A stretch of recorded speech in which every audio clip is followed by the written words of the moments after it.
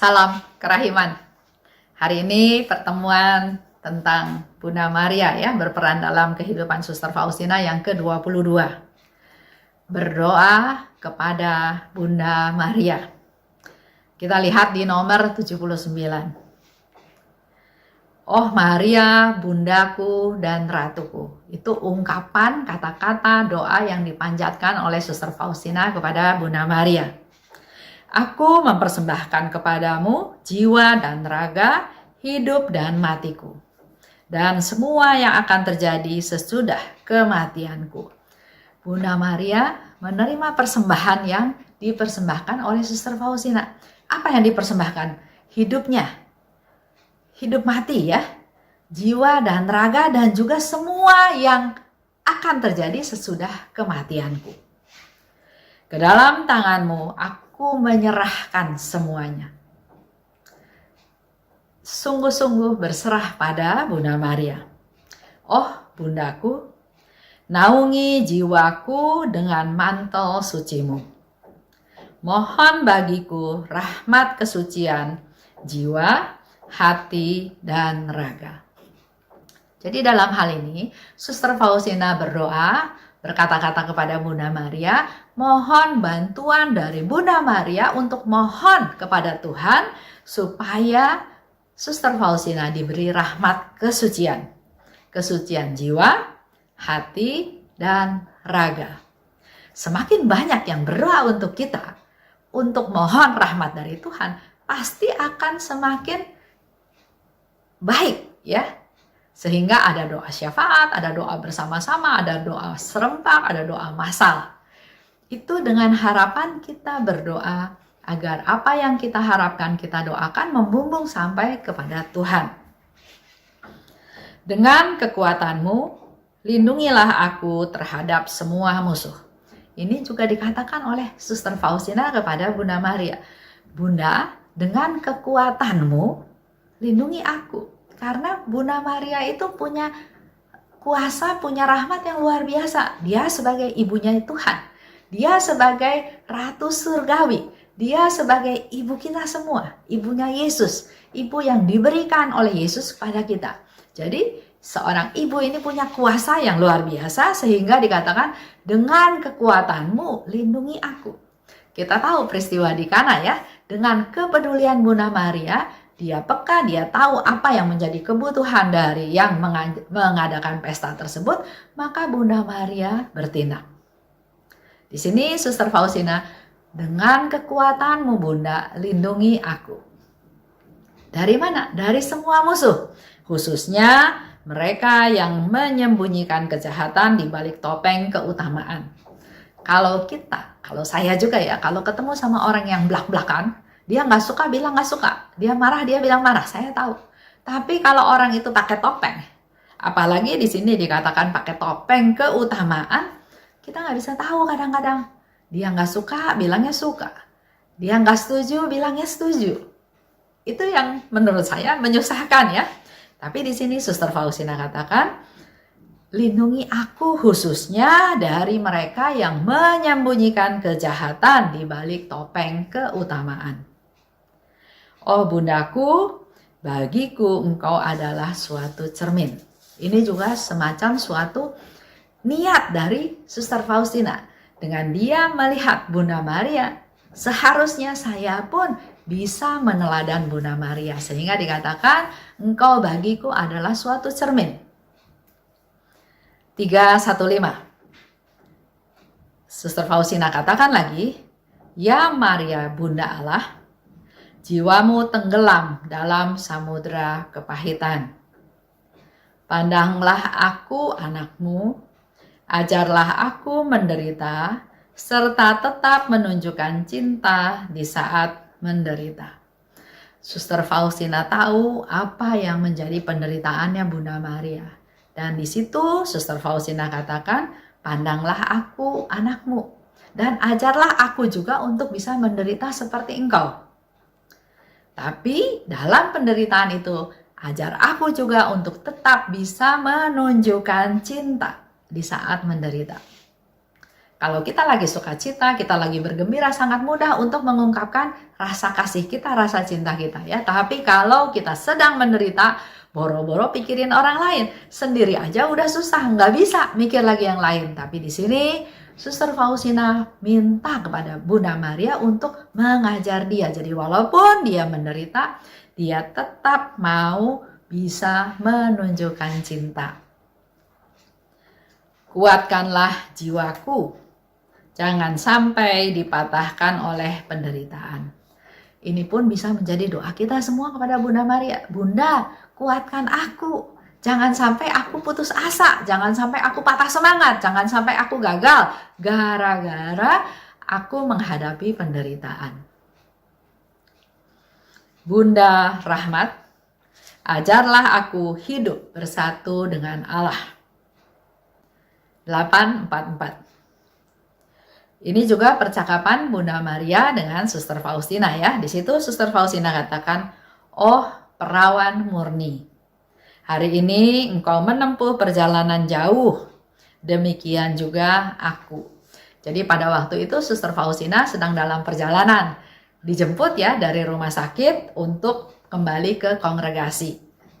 Di luar kota ya, jadi suatu perjalanan jauh, dan waktu dia dalam perjalanan dia melihat suatu tempat, dia ingat apa yang dialami oleh Bunda Maria juga dalam menempuh perjalanan jauh tersebut. Waktu itu Suster Faustina membayangkan Bethlehem. Langsung ingat Bunda Maria harus ikut sama Yosef.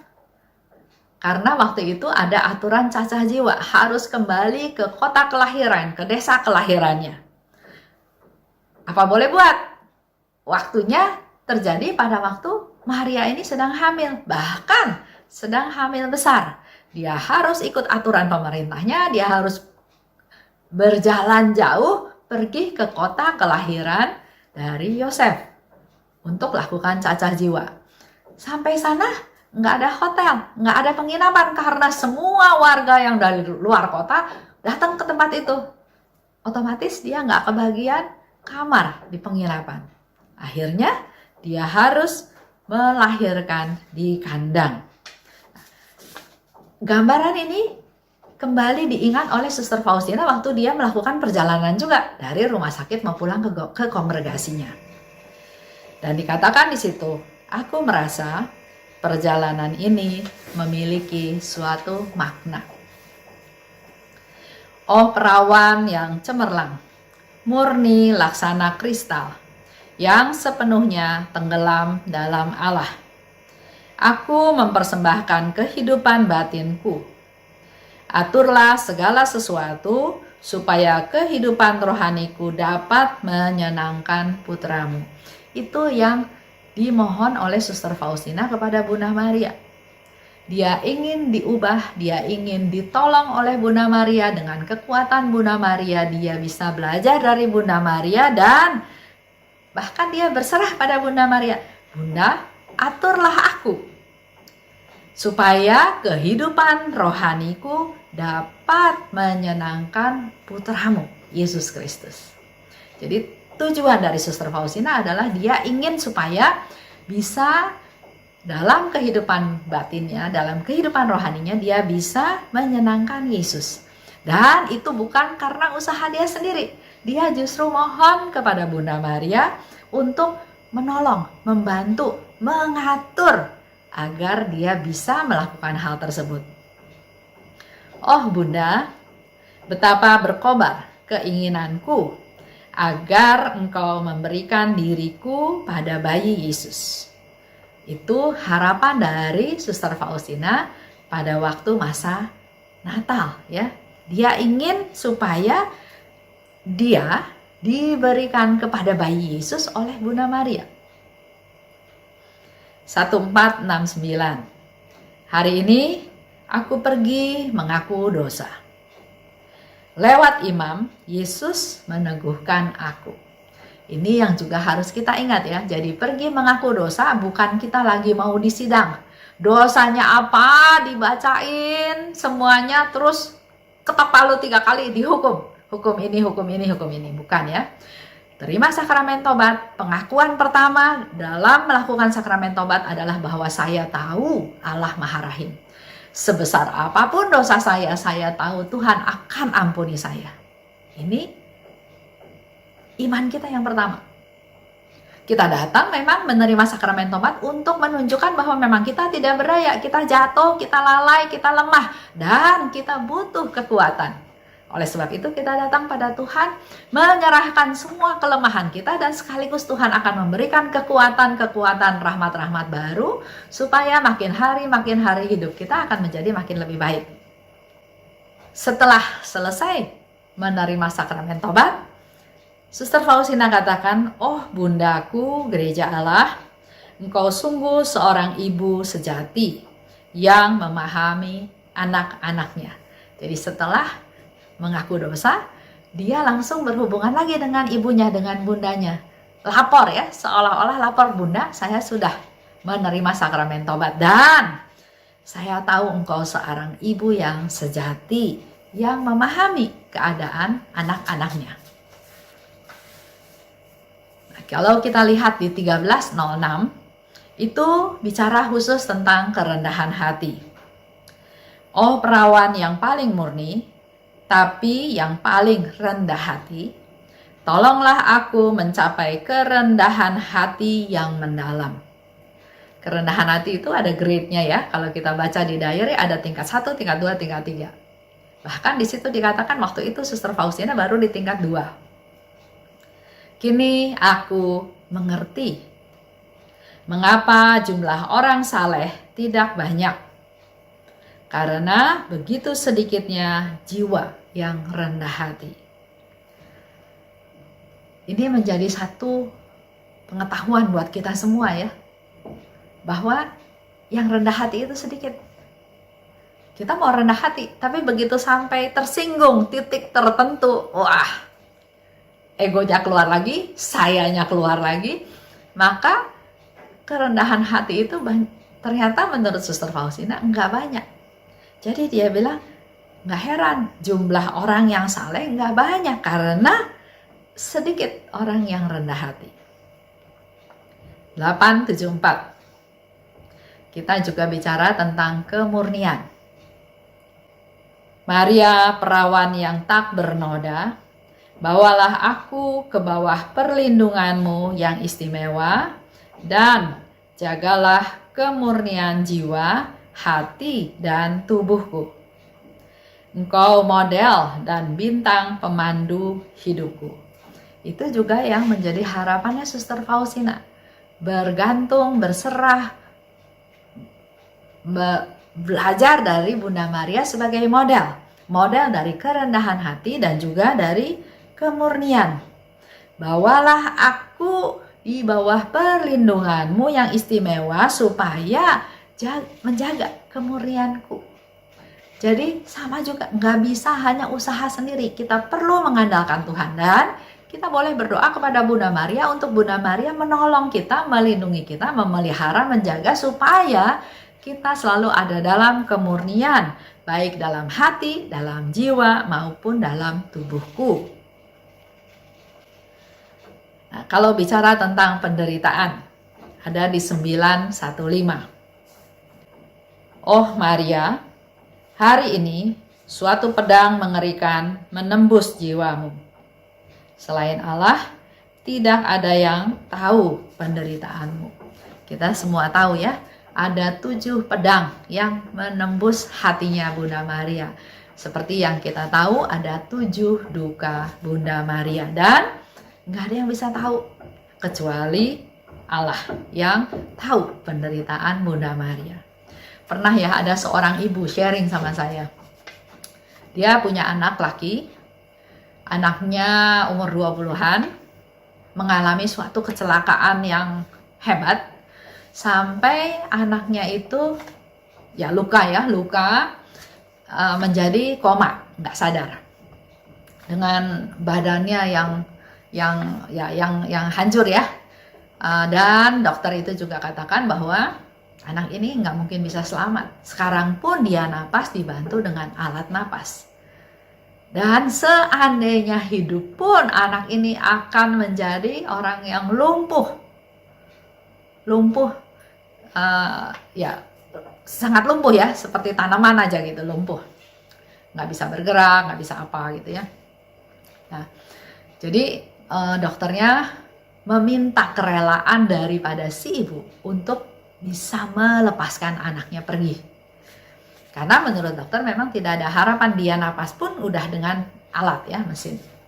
Nah di situ dia sharing, dia kasih tahu ke saya bahwa di situ saya baru bisa merasakan betapa menderitanya Bunda Maria. Melihat Yesus, anaknya yang gak berdosa, gak bersalah, disiksa, dihajar, diludahi, ditikam, dicambuk, ditendang, didorong dengan luka parah. Kepalanya dimahkotai duri. Dia di situ baru bisa merasakan, waduh luar biasa kesedihan Bunda Maria melihat anaknya seperti itu. Setelah dia juga mengalami hal yang sama, harus kehilangan anaknya yang masih muda, yang energik, yang masa depannya masih sangat terbuka lebar, yang baik, yang banyak teman nih, yang disayang sama Tuhan, tapi dia harus bisa melepaskan itu. Jadi begitu sedih, begitu susahnya. Dan melalui pengalaman itu dia katakan, saya bisa jauh lebih mengerti apa yang menjadi penderitaan Bunda Maria. Nah, di sini Suster Faustina katakan, itu baru bayangan seorang ibu ya, tapi penderitaan yang betul-betul dialami oleh Bunda Maria hanya Tuhan yang tahu. Seperti apa penderitaannya? Jiwamu tidak hancur. Jiwamu berani sebab ia bersama Yesus. Bunda yang manis, satukan jiwaku dengan Yesus. Sebab hanya dengan demikian aku mampu bertahan dalam cobaan dan kesusahan. Kalau kita semua tanggung sendiri, pasti kita sudah putus asa, sudah berhenti di tengah jalan. Dengan segala macam tantangan hidup, perjuangan hidup, kegagalan, dan permasalahan yang kita hadapi, Suster Faustina katakan, satukan jiwaku dengan Yesus. Sebab hanya dengan demikian aku mampu bertahan. Aku masih punya pegangan. Yesus, Engkau andalanku. Yesus, Engkau penyelamatku. Yesus, Engkau penghiburku. Yesus, Engkau kekuatanku. Yesus, aku hanya mengandalkan Engkau. Selama aku masih punya Engkau, aku masih kuat. Aku masih bisa bertahan dalam cobaan dan kesusahan. Dan hanya dalam kesatuan dengan Yesus, kurban kecilku akan menyenangkan Allah. Jadi apapun yang dialami oleh Suster Faustina dipersembahkan sebagai kurban. Dan dia katakan, kurban kecilku ini kalau disatukan dengan Yesus maka akan menyenangkan Allah. Bunda yang sangat manis, teruslah mengajar aku tentang kehidupan batin. Semoga pedang penderitaan tidak pernah menghancurkan aku.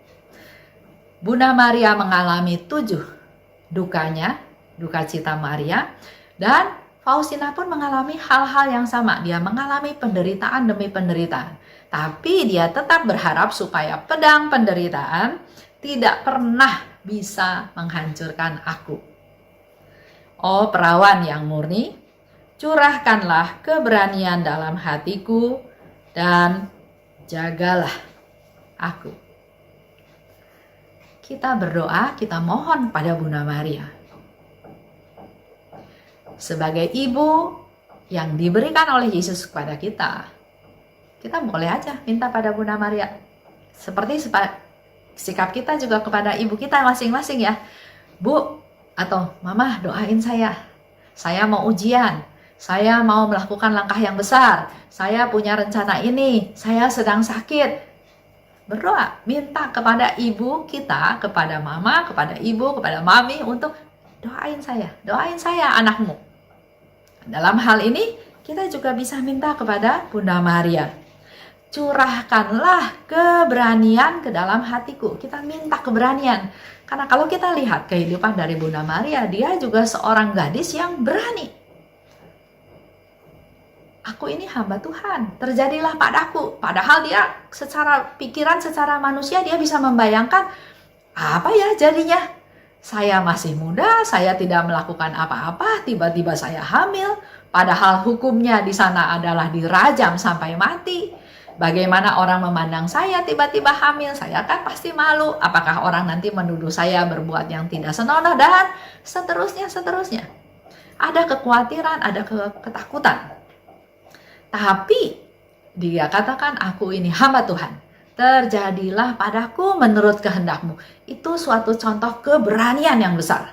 Berani mengambil tindakan, berani mengambil sesuatu, dan menanggung segala konsekuensinya.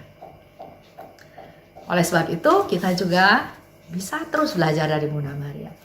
Enggak banyak ngomong, dengan sikapnya yang lemah lembut, dengan sikapnya yang peduli, tapi kalau kita pelajari kehidupannya, apa yang dialaminya, apa yang dilakukannya, menunjukkan satu keberanian yang luar biasa. Terjadilah padaku menurut kehendakmu. Itu aja untuk hari ini. Salam kerahiman.